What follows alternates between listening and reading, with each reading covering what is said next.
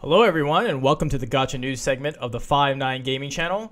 I'm your co-host Nolar and I hope everyone had a happy holiday. And since today is December 31st when this video goes live, I would like to wish you all a happy new year. Just a reminder to like the video, hit the sub button, and turn on notifications to stay up to date with all things 5-9 Gaming.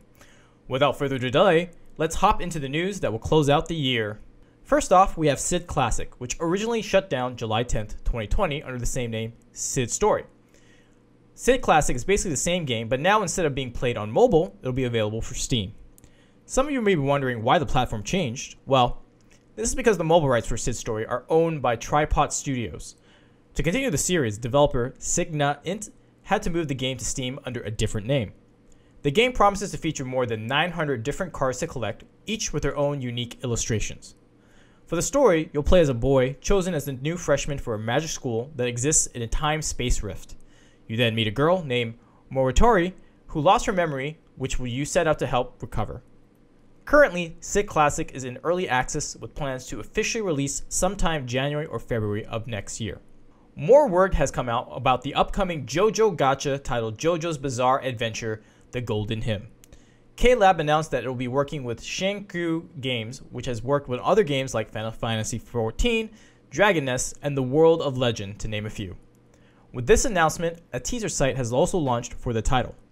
As of now, the game is only set to release for Hong Kong, Taiwan, Macau, and mainland China. There is no word yet of a global release, but for more information will be given during the Comic Cup 27, which will take place January 1st and 2nd of this coming year. New year, new games added to the Gacha game graveyard. Rwby, Amity Arena announced that it will be closing for good next year, January 28th, 2021. After January 3rd of next year, the game will be removed from all app stores, including microtransaction purchases. Players that already have the game installed will be able to continue playing the game until the game's shutdown's date, as of the 28th. As of right now, there has been an official announcement as to why the game is shutting down. With 2020 being 2020, one could assume the sales dropped during the pandemic, putting the game in a tough spot. That being said, with Rwby's popularity, I doubt this will be the last gacha game we'll see from the series. On to more uplifting news. Puzzles & Dragons is going to have another collaboration, this time with Bakemonogatari. Sorry Global, as of right now this event is a JP exclusive. The collaboration will take place on January 4th of next year, and will feature characters like Kiyomi Aragari, Hitagari Shengohara, Mayoki Hachikuji, and 11 others from the Bakemonogatari series. Not just characters are going to be added though. A new dungeon will be also included called the Monogatari Series Challenge. When clearing it, players will be rewarded with a free roll of the Monogatari Gacha and get their hands on some collab exchange medals. There is also an exclusive art book for grabs for 100 lucky players. The art book features art used for the collab, and to be selected in the raffle, make sure you click on the campaign tab in-game. With no word of the event coming to the global side of the game, it is possible it could arrive sometime in the future based off of previous collaborations coming to global a few months after they do appear in Japan. Since there has been no official announcement, players can only speculate. And now, over to my co-host Sly to close us out for the year. Thank you, Nolar. I hope everyone had a happy holidays as well. Pokemon Masters has updated the Champion Stadium event in more ways than one. First, they changed the lineup to where it is now the Johto region's Elite Four and champion. This means that instead of Blue being the champion, it is Lance who is the champion instead. Instead of Lorelei and Agatha, we will have Koga and Will. Since Lance has become the champion, Karen has taken his place as an Elite Four member. On top of the roster change, Dina has also implemented a Master difficulty. Master will, of course, make the fights harder and more challenging, but will grant better rewards. Master will unlock total points rewards, so the points you rack up, the more rewards you will receive. Master difficulty can only be unlocked once you have obtained all 18 type medals for the Johto Challenge of Champion Stadium. Dina has also implemented a new level cap for sync pairs, and they can now reach level 130.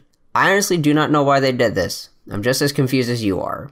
In more important news though, we have information about a sync pair for well-known and loved trainer May. May will be paired alongside Mudkip, who will evolve into Swampert. Upon first use of her sync move, Swampert will Mega Evolve into Mega Swampert as a result, and will remain Mega Evolved for the remainder of the battle. We also have information about her sync grid as well. Some key notes to take note of are Hide and Sync, which increases the power of the sync move the more the user's accuracy has been lowered. Rain Dance MP Refresh 2, which has a moderate chance of restoring 1 MP of the move, if the move is successful, and implement Intellect 6, which has a great chance of raising the user's special attack when the weather is rainy and an attack is successful. May's expected release date will be January 14th. Hololive English joins Princess Connect's journey to global launch with 5 members of Hololive stirring up hype for the game, alongside a pre-launch sneak peek stream with Takanashi Kiara. Other members that will be joining Kiara are Gargura, Mori Calliope, Ninome Ina, and Amelia Watson. After the pre-launch sneak peek stream, Amelia will be hosting a celebratory stream to commemorate the global launch of the game, so be sure to tune in when that does happen. Dragalia Lost is going strong with their New Year's celebration as they are showering players in materials and summoning items, and they aren't stopping there. They have a new raid event called Cursed Connections with a new welfare unit. Her name is Kuzunoa, and she will be a flame staff unit. If you are unfamiliar with Dragalia and don't know what a welfare unit is, it is a unit that you can obtain for free and max out their mana circles for free as well. Dragalia also has a limited time event revival in a sweeping retrospective. This event is the absolute best way to farm up rupees, as rupees are one of the most highly sought after materials in the game. Running this event is fairly easy and is even easier to auto farm. If you load up 99 runs of auto, the battle is 3 quick waves so the runs go by fast. With 4 max unbound gold Fafnirs, you can accumulate almost 25 million gold in total. Combine this event with the current Onslaught event that rewards massive amounts of honey, aka stamina refills. This is a recipe for success. Lastly, a new Gala dragon has been released, Gala Reborn Zephyr, a wind dragon. Zephyr is a bit disappointing in that he is a literal copy and paste of Gala Reborn Poseidon, but just changed for wind attribute units. If you already have Midgard Zero or Vayu, there is no real necessity to summon for Zephyr unless you are a collector of exclusives or do not own either of the 2 previously mentioned dragons. Side note, I noticed they added Gala Mim to the Spark Pool for adventurers.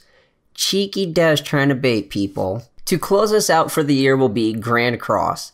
Netmarble dropped the big guns to close out the year for both JP and Global.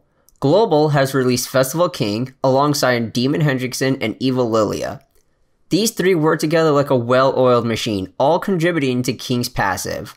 Lilia applies Corrosion, Hendrickson applies Shock and Bleed, and King applies Poison. And since the player base voted for the banner roster, the banner is actually extremely valuable. Units that are included on the banner but not limited to are Red Darriere, the Queen herself, Green Droll, Blue Zeldris, and of course the 3 new units in King, Hendrickson, and Lilia. Over on the JP side, Tuesday's stream revealed Assault Mode Meliodas, and I am 100% ready for him. It is a bit concerning that he is a festival style banner where he is guaranteed at 900, but it is not an official festival banner, meaning the likes of Lost Vein Meliodas and the 1 Escanor will not be featured on the banner. However, the banner lineup is still solid enough to warrant summons. Amazing units such as the Archangels in Sariel, Tarmiel, and Luduciel, Coinshop Zeldris, and Coinshop Droll will be on the banner alongside last year's New Year's units. Meliodas will be treated as a festival unit, so he will have the special festival coin variation. His passive is actually pretty nuts. It reads, if all allies are demons or those with commandments, when allies take damage, increase basic stats by 5%,